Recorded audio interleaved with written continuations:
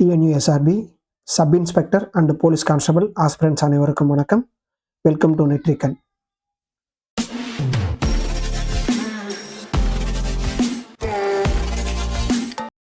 S A exam 2025 என்னென்ன கேள்விகள் எந்தெந்த சப்ஜெக்ட்லேருந்து எவ்வளவு கேள்விகள் வந்துச்சு, அதை நம்ம எப்படிலாம் படிக்கிறோம், எந்தெந்த புக்ஸில் இருந்து வந்துச்சு அப்படின்றதெல்லாம் இந்த சீரீஸில் நம்ம பார்த்துட்ருக்கோம்.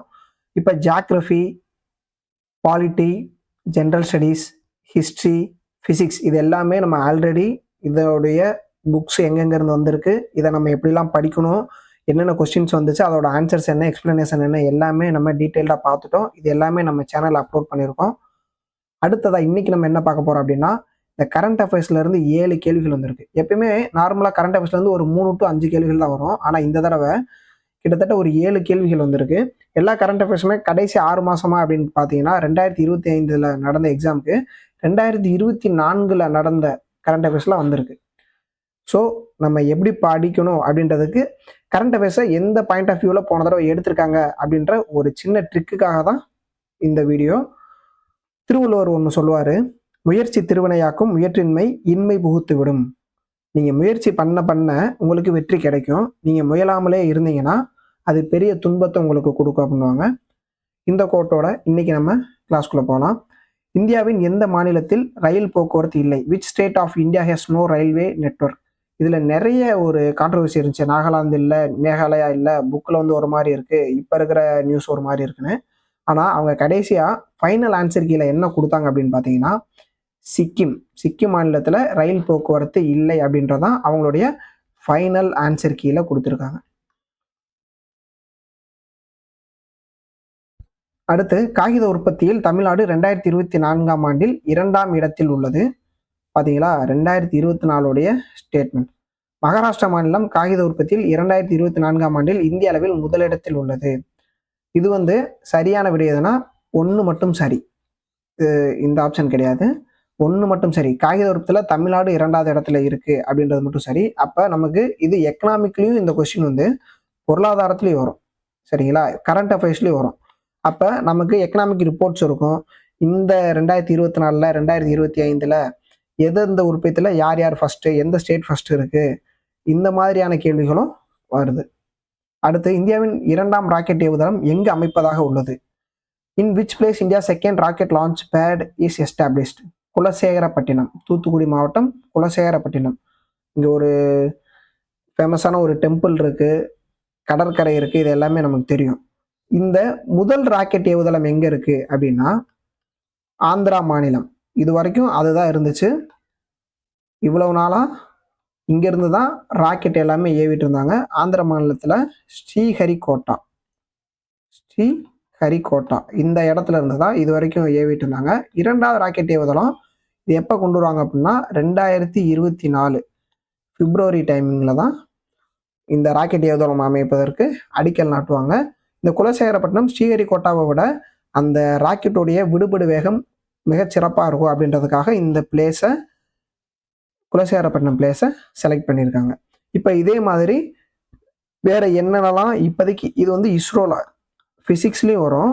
இஸ்ரோவுடைய ப்ராஜெக்ட்ஸ் என்னென்ன, ரீசன்ட் ப்ராஜெக்ட் என்னென்ன, இப்போ லாஸ்ட்டாக சந்திராயனில் எந்த சந்திராயனில் 1 அனுப்பியிருக்காங்களா, 2 அனுப்பியிருக்காங்களா, எந்த இயரு, அது எந்த வெஹிக்கிளில் போச்சு, மங்கள்யான் எதுக்கு அனுப்பியிருக்காங்க, எந்த கோளுக்கு அனுப்பியிருக்காங்க, எந்த இயர் அனுப்புனாங்க, இது எல்லாமே நம்ம பார்த்து வச்சுக்கிறது வந்து நமக்கு கரண்ட் அஃபேர்ஸில் யூஸ் ஆகும்.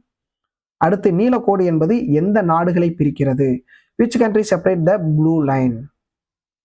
ஓகே, இப்போ நம்ம நார்மலாக என்ன படிச்சிருப்போம், இந்தியாவையும் பாகிஸ்தானையும் பிரிக்கிறது ஒரு கோடு இருக்குது, இந்தியாவையும் சீனாவையும் பிரிக்கிறதுக்கு ஒரு கோடு இருக்குது. இது ராட்கிளிஃபு, இது மக்மோகன் அப்படின்றதெல்லாம் நம்ம படிச்சிருப்போம். இதே மாதிரி நம்ம இப்போ இந்த டைம் பார்த்தீங்கன்னா அந்த இஸ்ரேல் ரிலேட்டடாக இஸ்ரேல் பாலஸ்தீன் வார் நடந்துட்டு இருக்கும். இப்போ ரீசெண்டாக இப்போ நம்ம இந்த வீடியோ பார்த்துட்டு இருக்க இந்த 2026 Israel and United States of America இவங்க எல்லாரும் சேர்ந்து என்ன பண்ணுறாங்க, ஈரான் மேலே அட்டாக் பண்ணுறாங்க. இப்போ இந்த நம்மளுடைய டிஎன்யூஎஸ்ஆர்பி ட்ரெண்ட் என்ன அப்படின்னு பார்த்தீங்கன்னா, வேர்ல்டு லெவலில் ஏதாவது ஒரு 2 கண்ட்ரிக்கு இடையில போகிறோ இல்லை ஏதாவது ஒரு பெரிய பிரச்சனைகள் நடந்துட்டு இருக்கு அப்படின்னா அந்த கண்ட்ரியில் இருக்கவங்களுடைய பிரசிடெண்ட்டை பற்றி கேட்பாங்க. பிரசிடெண்ட் அல்லது அங்கே இருக்கிற அதிபர், அங்கே இருக்கிற பிரைம் மினிஸ்டர். இதுக்கு முன்னாடி ரஷ்யாவுக்கும் உக்ரைனுக்கும் வார் போயிட்டு இருந்துச்சு. ஒரு டைம் கொஸ்டின்ல என்ன கேட்டாங்கன்னா, உக்ரைனுடைய அதிபர் யாரு? உக்ரைனுடைய பிரசிடென்ட் யாரு? இந்த மாதிரிலாம் கொஸ்டின் கேட்பாங்க. அப்ப நமக்கு முக்கியமான நாடுகள் என்னென்ன பிரச்சனைக்குரிய நாடுகளா இருக்கு, அல்ல ஃபேமஸான நாடுகளா இருக்கு, அதனுடைய தலைவர்கள் யார் யார் இருக்கா, அதனுடைய எல்லைகள்லாம் இப்பதான் கேட்குறாங்க. பாருங்க இந்த லெவலுக்கு போயிட்டாங்க. நம்ம அது ரிலேட்டடா கொஞ்சம் டெப்த்தா பார்த்து வச்சுக்கிறது நமக்கு நல்லது. அடுத்த கொஸ்டின் 2024ஆம் ஆண்டின் G7 உச்சி மாநாடு எந்த நாட்டில் நடைபெற்றது? இது வந்து இத்தாலி தான். இப்ப இதே மாதிரி G7, G20 கண்ட்ரிஸ் இருக்கு, பிரிக்ஸ், ஏசியான், இந்த மாதிரி நிறைய நாடுகளின் கூட்டமைப்புகள் இருக்கு. நேட்டோ, இப்ப நேட்டோல ரொம்ப முக்கியமானது. அந்த ரஷ்யா உக்ரைன் வார்ல இந்த நேட்டோவுடைய பங்கு ரொம்ப முக்கியமா இருக்கும். ஸோ இந்த மாதிரி ரீசெண்டா நடந்த மாநாடுகள் எந்த இடத்துல நடக்குது, அதனுடைய கருப்பொருள் என்னன்னா ஒரு சில நேரம் கேட்டிருக்காங்க. அதனுடைய மோட்டோ என்ன, அந்த மாதிரி கொஸ்டின் கேட்பாங்க. அப்ப நம்ம கடைசி வருஷம் இப்போ எக்ஸாம் எழுத போறோம்னா அந்த வருஷம், அதுக்கு முன்னாடி வருஷம் எங்க நடந்திருக்கு, அடுத்த வருஷம் எங்க நடக்க போகுது. இதே மாதிரி ஸ்போர்ட்ஸும் கேட்பாங்க. ஏசியன் கேம்ஸு, காமன்வெல்த் கேம்ஸு, இதெல்லாம் எங்க நடந்திருக்கு, இன்னும் அடுத்து எங்க நடக்க போகுது, இதெல்லாம் நம்ம ப்ரிஃபர் பண்ணி வச்சுக்கிறது ரொம்ப முக்கியமானது. அடுத்து ஈரோட்டில் எந்த பொருளுக்கு புவிசார் குறியீடு கிடைத்துள்ளது? GI take, geographical indication take அப்படின்றது ஈரோட்ல மஞ்சள் அப்படின்றதுக்கு தான் கிடைச்சிருக்கு. இப்போ இதே மாதிரி நம்ம தமிழ்நாட்டில் மட்டும் கிட்டத்தட்ட 69க்கும் அதிகமான பொருட்களுக்கு புவிசார் குறியீடு கிடைச்சிருக்கு. இந்தியாவிலேயே தமிழ்நாடு தான் அதிக புவிசார் குறியீடுகளை கொண்ட மாநிலங்கள்ல 2வது இடத்துல இருக்கு. சரிங்களா? இந்த புவிசார் குறியீடு ரிலேட்டடா என்னென்ன பொருளுக்கு எந்தெந்த ஊரை சேர்ந்த பொருளுக்கு கிடைச்சிருக்கு அப்படின்றத நம்ம ஆல்ரெடி நம்மளுடைய வீடியோ அப்லோட் பண்ணியிருக்கோம் நம்ம சேனல்ல. அதை முடிஞ்சா போய் பார்த்துக்கோங்க, உங்களுக்கு யூஸ்ஃபுல்லா இருக்கும். அதுக்கு அடுத்த எக்ஸாமுக்குள்ள வேற என்னென்ன பொருள்லாம் ஜிஐ டேக் வாங்கியிருக்கோம் அதையும் நாங்கள் அப்டேட் பண்றோம். அடுத்து 2024ஆம் ஆண்டுக்கான ராஸ்மஸ் பரிசு யாருக்கு வழங்கப்பட்டது? அமிதாவ் கோஷ். இதே மாதிரி தான் இந்த அவார்ட்ஸ், பாரத் அவார்ட்ஸ் இருக்கும்.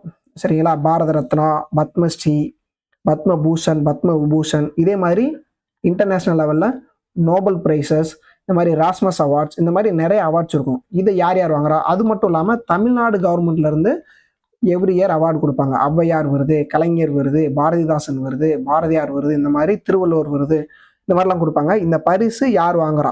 இப்போ இந்த எக்ஸாம் 2025 தான் நடந்துச்சு. 2024க்கான அவார்டு 2025 கொடுத்துருக்கலாம், இல்லை 2024 கேட்கலாம். அப்போ நம்ம அந்த லாஸ்ட் 2 இயர்ல உள்ள ஒரு முக்கியமான அவார்டு வாங்கினவங்க யார் யார், இதெல்லாம் பார்த்து வச்சுக்கிறது நமக்கு ரொம்ப முக்கியம். இப்போ இந்த மாதிரி தான் நம்ம இதுக்கு முன்னாடி எப்படி கேள்வி கேட்டிருக்காங்க, அடுத்து நம்ம அதை எப்படி ப்ரிப்பேர் பண்ண போறோம், இதைத்தான் பார்க்குறோம். இது மட்டும் இல்லாமல் நம்ம TNUSRB விக்ட்ரி சீரீஸ் அப்படின்ற ஒரு சீரீஸ் கொண்டு வர போகிறோம். இந்த சீரீஸில் என்ன பண்ண போகிறோம்னா, இதுக்கு முன்னாடி கேட்ட கேள்விகளின் அடிப்படையில் அடுத்து வர்ற எக்ஸாமுக்கு நம்ம எப்படி ப்ரிப்பேர் பண்ணுறது அப்படின்னு ஒவ்வொரு வீடியோலையும் ஏதாவது ஒரு டாபிக் எடுத்து, இப்போ இந்த எராஸ்மஸ் ப்ரைஸ் யார் வின் பண்ணியிருக்காங்க அப்படின்னா, இப்போ ரீசெண்டாக ப்ரைஸ் லிஸ்ட்டில் என்னென்ன முக்கியமான ப்ரைஸ் லிஸ்ட் இருக்குது, அந்த ப்ரைஸ் லிஸ்ட்டில் நம்ம என்னென்னலாம் பார்க்கணும், இதை பற்றி பார்க்க போகிறோம். இதே மாதிரி இப்போ அந்த ஜிஐ டேக் என்னென்ன இருக்கோ, இது போக என்னென்ன ஜிஐ டேக்லாம் இருக்குது, இதில் முக்கியமானது எது, எந்தெந்த ஊருடையது, அந்த மாதிரி பார்க்க போகிறோம். இதே மாதிரி இப்போ G7னா இந்த மாதிரி என்னென்ன அமைப்புகள் இருக்குது, அதில் என்னென்ன நாடுகள் இருக்குது, அவங்களுடைய மாநாடு எங்கெங்கெல்லாம் நடந்திருக்கு, அடுத்த வருஷம் எங்கே நடக்க போகுது, போன வருஷம் எங்கே நடந்துச்சு, இந்த வருஷம் எங்கே நடக்குது, இந்த மாதிரி எல்லா டீட்டெயில்டான வீடியோஸ் எல்லாமே நம்ம வந்து இந்த TNUSRB விக்ட்ரி சீரீஸில் கொண்டு வர போகிறோம். ஸோ நம்ம சேனலில் மறக்காமல் ஃபாலோ பண்ணிவிட்டு சப்ஸ்கிரைப் பண்ணிக்கோங்க.